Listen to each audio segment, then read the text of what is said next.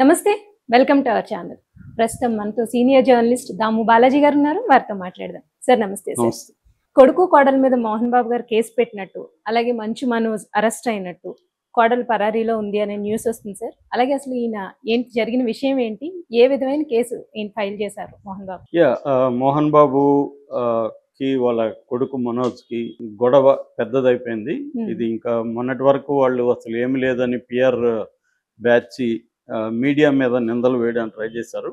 కానీ ఇవాళ వాళ్లే ఓపెన్ గా కంప్లైంట్లు ఒకరి మీద ఒకరు ఇచ్చుకున్నారు. మోహన్ బాబు ఏమో సిపి రాచకొండ సిపికి కంప్లైంట్, కమిషనర్ ఆఫ్ పోలీస్కి కంప్లైంట్ ఇచ్చాడు. ఆ కంప్లైంట్ మొత్తం చదివాను నేను. అందులో ప్రధానంగా ఆయన ఏం చెప్పాడంటే, నా కొడుకు కూతురు కొంతమంది యాంటీ సోషల్ ఎలిమెంట్స్ కలిసి నా మీద దాడికి ట్రై చేశారు. అట్లాగే మాదాపూర్లో నా ఆస్తి ఉంది, ఆఫీస్ ఉంది, ఇల్లుంది, దాన్ని వాళ్ళు కబ్జా చేయడానికి ప్రయత్నించి అక్కడున్న సిబ్బందిని బెదిరించారు, చంపేస్తామని బెదిరించారు. సో నాకు ప్రాణహాని ఉంది, నా కొడుకు వల్ల కూతురు వల్ల ప్రాణహాని ఉంది అనేది ఆయన ప్రధానంగా దాంట్లో చెప్పాడు. అట్లాగే డీటెయిల్గా ఆయన శనివారం ఈ అబ్బాయి మనోజ్ గత కొంతకాలం 4 నెలల నుంచి మా ఇంట్లో ఉంటున్నాడు. అతను శనివారం వెళ్ళిపోయి మళ్ళీ నేను ఎప్పుడూ నిద్రపోయినాక 9కి తర్వాత వచ్చాడు. దాని తర్వాత మార్నింగ్ చూస్తే ఎవరెవరో కొత్త వ్యక్తులు నా ఇంటి దగ్గర ఉన్నారు. ఎవరు వీళ్ళంతా అంటే వాళ్ళు చెప్పట్లేదు. సో వీళ్ళని ఎవరెవరినో తీసుకొచ్చి నన్ను ఇంట్లో నిర్బంధించడానికి ట్రై చేస్తున్నారు. ఈ లోపల నాకు మాదాపూర్ ఆఫీస్ నుంచి కాల్ వచ్చింది.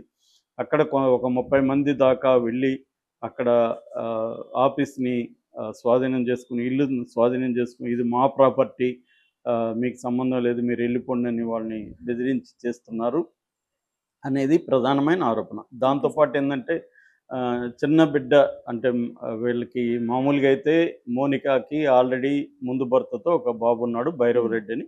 అది కాకుండా వీళ్ళకి 7 నెలలకు ముందు ఒక పాప పుట్టింది. ఆ పాపని కూడా ఆయా దగ్గర వదిలేసి వీళ్ళిద్దరూ భార్యాభర్త బయటికి వెళ్ళిపోయారు అనే ఆరోపణ కూడా చేశాడు.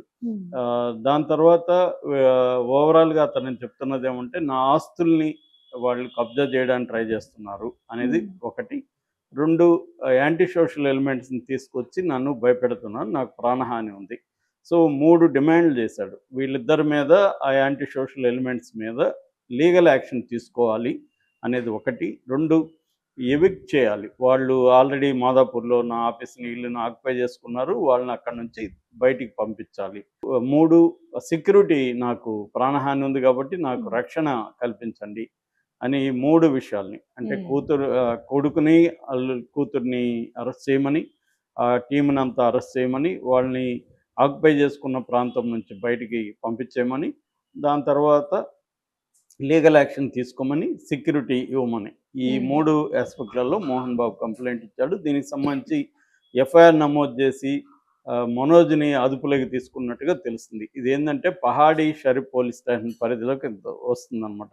ఇదేంటంటే మంచు టౌన్ అని పేరు పెట్టుకున్నారు వాళ్ళ.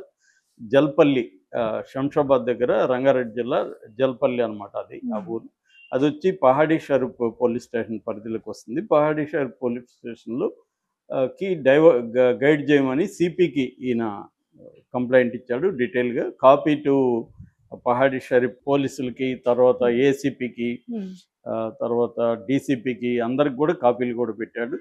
సో దీనివల్ల ఇప్పుడు వాళ్ళిద్దరి మీద ప్లస్ కొంతమంది తను తీసుకొచ్చిన వాళ్ళ మీద కేసులు అయితే నమోదైనాయి. ఇప్పటి వరకు మనకు తెలిసిన సమాచారం ప్రకారం 3 సెక్షన్ల కింద కేసులు నమోదైనాయి. ఒకటి 329 BNS, భారతీయ న్యాయ సంహిత 329 ఏంటంటే క్రిమినల్ ట్రెస్పాస్. క్రిమినల్ ట్రెస్పాస్ అంటే ఒక దౌర్జన్యంతో ఒక ప్రాపర్టీని ఆక్యుపై చేసుకోవడానికి క్రిమినల్ ట్రెస్పాస్ అంటారు. రెండవదేమో 351 క్రిమినల్ ఇంటిమిడేషన్, అంటే తీవ్రమైన చంపుతామని బెదిరింపులు. మూడవదేమో 115 అంటే హర్ట్ చేయడానికి ప్రయత్నించడం. ఈ 3 సెక్షన్లు, ఒకటి ఆస్తుల స్వాధీనం, 2 హత్య చేయడానికి ప్రయత్నించడం, 3 క్రిమినల్ బెదిరింపులు. ఈ 3 సెక్షన్ల కింద మనోజ్ని అరెస్ట్ చేసినట్టు వార్తలు వస్తున్నాయి. అయితే ఇంకా కన్ఫామ్ కాలేదు. సో అరెస్ట్ అయితే అయ్యే అవకాశాలు అయితే ఎక్కువగానే ఉన్నాయి. సో దీనికి సమాధానంగా మంచు మనోజ్ కూడా ఒక పెద్ద ప్రెస్ నోట్, ఒక 10 పాయింట్ ప్రెస్ నోట్ని రిలీజ్ చేశాడు. తను కూడా దాంట్లో సమాధానం ఇచ్చాడు. అది ఏమేమి చెప్పారనేది నేను ఇంకొక వీడియోలో డీటెయిల్గా చెప్తాను. రైట్. అయితే ఈ లోపల కొన్ని పరిణామాలు జరిగినాయి. ఒకటేంటంటే దుబాయ్ నుంచి విష్ణు హైదరాబాద్ వచ్చి తను ఒక హైదరాబాద్ రాకముందే ఒక 40 మంది బౌన్సర్ని ఇంటి దగ్గర పెట్టారనేది ఒక వార్త వచ్చింది. దానికి బదులుగా మనోజ్ కూడా తను ఒక 30 మందిని తను తీసుకెళ్ళి పెట్టాడని, ఈ లోపల మంచు లక్ష్మి కూడా మహిళా బౌన్సర్లతో అక్కడికి వెళ్ళిందని, ఇలాగ ఎందుకంటే మోహన్ బాబు ఫ్యామిలీలో ఈ బౌన్సర్ల కల్చర్ ఎప్పటి నుంచో ఉంది. ఆ మధ్య కూడా జూబ్లీ హిల్స్లో వాళ్ళ ఇంటి దగ్గర కూడా కొంతమంది బ్రాహ్మణ సంఘాల వాళ్ళు ధర్నా చేస్తుంటే కూడా వాళ్ళని బౌన్సర్లు వచ్చి కొట్టారు. చాలాసార్లు మోహన్ బాబు తరపున విష్ణు తరపున బౌన్సర్లు జనాలను కొట్టడం కనబడుతుంది. రీసెంట్గా నిన్ననే విద్యానికేతన్లో కూడా బౌన్సర్లు వెళ్ళి అక్కడ సుమన్ టీవీ జర్నలిస్ట్ అండ్ ఫోటోగ్రాఫర్ని కొట్టారు, వాళ్ళు ఏదో విచారించడానికి అక్కడికి వెళ్తే.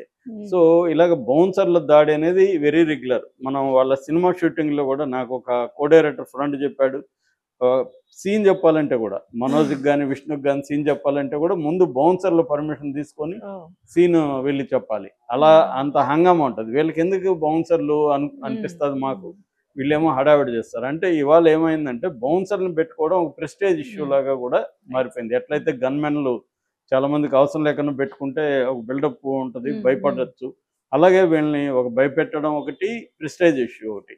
అందుకని చిన్న చిన్న హీరోలు కూడా నాకు 2 బౌన్సులు కావాలా, 3 బౌన్సులు కావాలని అసలు మార్కెట్ లేని హీరోలు కూడా డిమాండ్ చేయడం అనేది ఈ మధ్య కాలంలో కామన్ అయిపోయింది అన్నమాట. ఆ కల్చర్ బాగా పెరిగింది, ఈ బౌన్సర్ల కల్చరు. వీళ్ళు ఎందుకంటే బాగా సెక్యూరిటీ ప్రొవైడ్ చేయడంలో కాకుండా తమకి ఇబ్బంది కలిగించిన వాళ్ళ మీద దాడులు చేయడం కూడా బౌన్సర్లకి. ఒకప్పుడు ఏంటంటే వీళ్ళు బార్లో అట్లాంటి వాటిలో పబ్బుల్లో బార్లో ఉండేవాళ్ళు.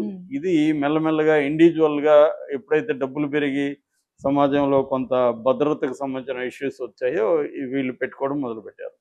అలాగా బౌన్సర్లతో మొత్తం ఇప్పుడు మంచు టౌన్ ఆక్యుపేషన్ అయిందని చెప్తున్నారు.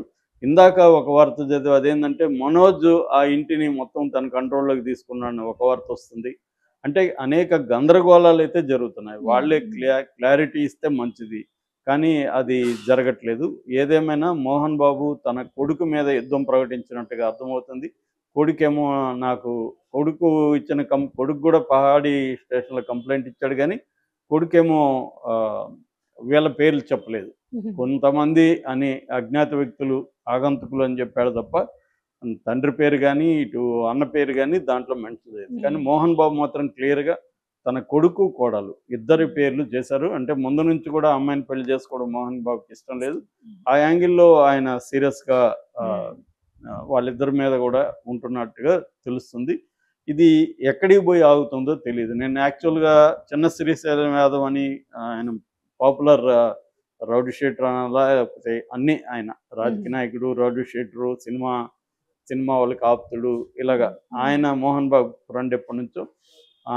వాళ్ళ అబ్బాయి కూడా లాస్ట్ ఎన్నికల్లో